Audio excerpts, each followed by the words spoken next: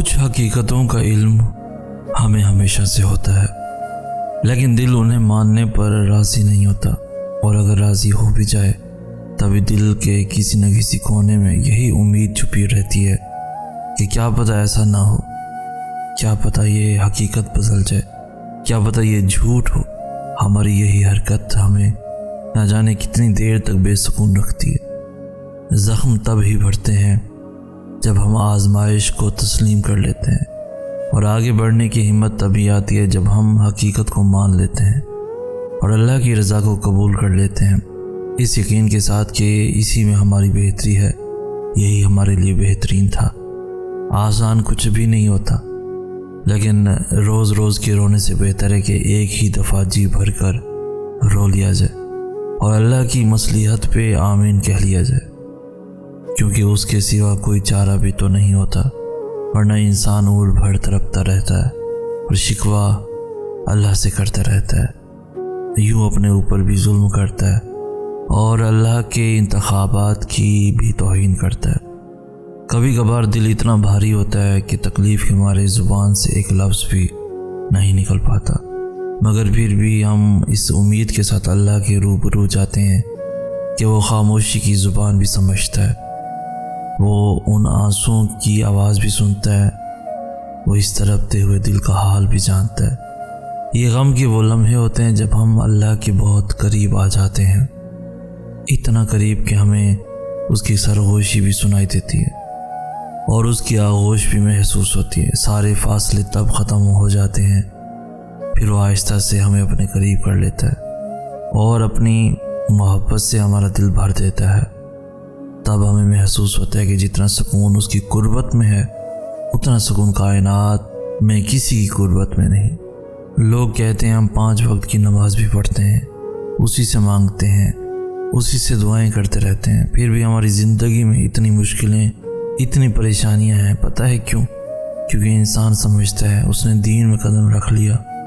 تو اب اس کو مشکلوں کا سامنا نہیں کرنا پڑے گا، اب آزمائشیں نہیں آئیں گی، اب سب میری مرضی کے مطابق ہوگا۔ لیکن پتہ ہے جو انسان دین میں قدم رکھ لیتا ہے، جو انسان سب کچھ پیچھے چھوڑ کر اللہ کے راستے پر چل پڑتا ہے، جو بندہ دین کو سیکھنے کے لیے اسٹرگل کرتا ہے، اپنے نفس پر قابو پانے کی پوری کوشش کرتا ہے، تو اس سے مزید آزمایا جاتا ہے۔ یہ اس کے یقین کی آزمائش ہوتی ہے کہ اسے اپنے اللہ پر کتنا یقین ہے۔ تم کسی اور سے امید لگا کر خود کو توڑ لیتے ہو، تم زندگی کر کے خود کو کھو دیتے ہو، کوئی لے جائے گا تمہیں خوابوں کے پار، یہ سمجھ لیتے ہو۔ لے آئی ہے نا زندگی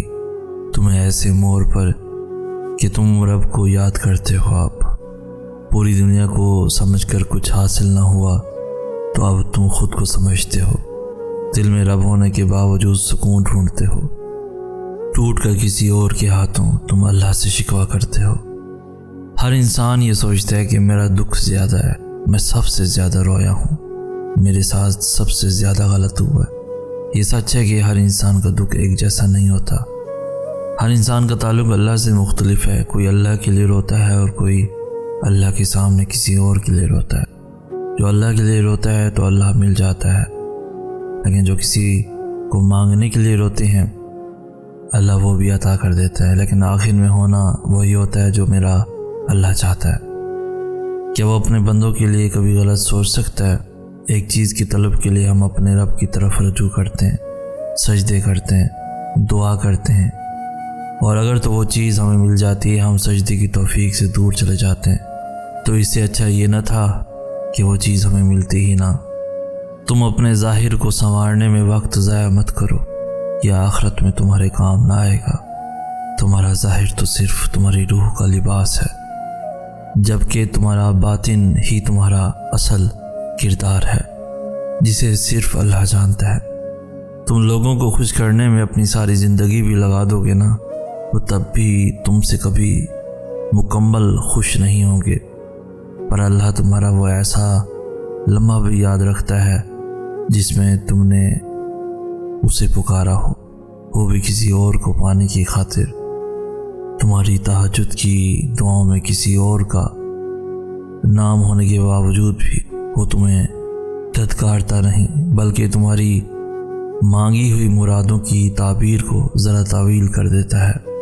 تاکہ تم اسے پکارتے رہو اور وہ تمہاری مطلبی پکار کو سنتا رہے۔ وہ یہی دیکھ کے خوش ہو کر تمہاری خالی جھولی کو مرادوں سے بھر دیتا ہے۔ پھر تم کہیں نہ کہیں اس کا حق کسی اور کو دے دیتے ہو، جبکہ تمہارا دل اس کا یعنی کہ رب کا گھر ہے، اور اس گھر یعنی دل میں تم عارضی یعنی دنیاوی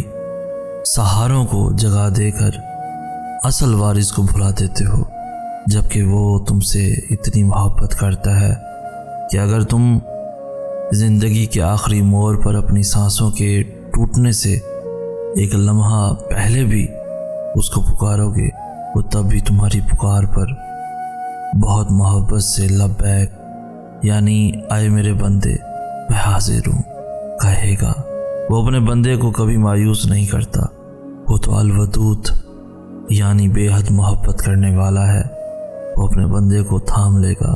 اپنی رحمت کے سائے میں اس کو لے لے گا۔ بتا پھر کون تھامے گا تب ہاتھ تیرا، جب مٹ جائے گا نام و نشان بھی تیرا۔ نصیب نہ مانگ تو ایسا سجدہ مانگ جس میں رب مل جائے تجھے، نصیب تو تیرا دنیا میں ہی رہ جائے گا، ساتھ جائے گا رب سے کیا وہ عشق جو اس پار لے جائے گا تجھے، اس پار لے جائے گا تجھے۔ بعض اوقات ایسا ضرور لگتا ہے کہ شاید ہماری دعائیں تہجد سے بھی پوری نہیں ہو رہی، اور ایسا بھی لگتا ہے کہ شاید سب کچھ وہی کا وہی رکا ہوا ہے جیسا تہجد پڑھنے سے پہلے تھا، کیونکہ بعض دعائیں ایسی ہوتی ہیں جو اس لمحے میں مانگی اور دوسرے لمحے میں قبول ہو گئیں، اور بعض دعائیں ایسی ہوتی ہیں کہ آج مانگی اور کل مل گئیں، اور بعض ایسی ہوتی ہیں کہ ان کے لیے ہمیں مہینوں تک یا کبھی کبھار سالوں تک انتظار کرنا پڑتا ہے۔ لیکن اس انتظار کا مطلب یہ ہرگز نہیں ہوتا کہ وہ دعائیں قبول نہیں ہوگی، بس ہر آزمائش کا وقت مقرر ہے، اس مقرر وقت تک تمہیں بس صبر کرنا ہے اور مانگتے رہنا ہے۔ اور ایک بات زندگی میں ہمیشہ یاد رکھنی ہے کہ دعائیں ہمیشہ قبول ہوتی ہیں، ہمیشہ، اور تہجد کی دعائیں تو ہوتی ہی ایسی ہیں جن کے نصیب میں کن کے سوا کچھ نہیں ہوتا۔ تہجد کی دعائیں بڑی اسٹرانگ دعائیں ہوتی ہیں، اتنی اسٹرانگ کہ بندہ بھلے ٹوٹ جائے لیکن یہ نہیں ٹوٹتی تب تک جب تک اللہ کا پیار نہ لے لیں، تبھی تو اللہ کو یہ سب سے پیاری ہوتی ہیں، کیونکہ یہ اس بچے کی طرح اللہ کو مناتی ہیں جو بچہ ماں کو منانے کے لیے ماں سے چپکا رہتا ہے، جو کبھی ماں کو چومتا ہے تو کبھی ماں کو محبت سے دیکھتا ہے، اور پتہ ہے ماں تو تب بھی مان جاتی ہے جب اسے منایا نہیں جاتا، تو وہ تو پھر اللہ ہے، پیار کرنے والا، رحم کرنے والا، بہت محبت کرنے والا۔ وہ تو کہتا ہے میرے بلانے پہ ہی تو تہجد تک آئے ہو،